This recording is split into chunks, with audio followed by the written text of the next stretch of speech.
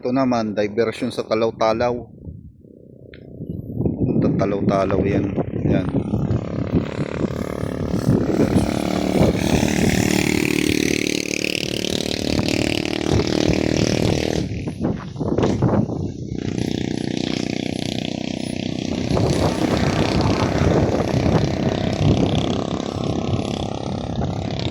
Makulimlim mo. Madilim, langit. Yun ang kalmar.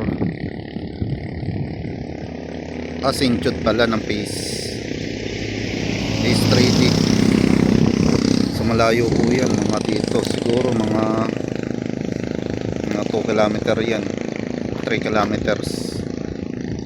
So papaliparan ko yan ng drone. Titingnan ko yung view doon.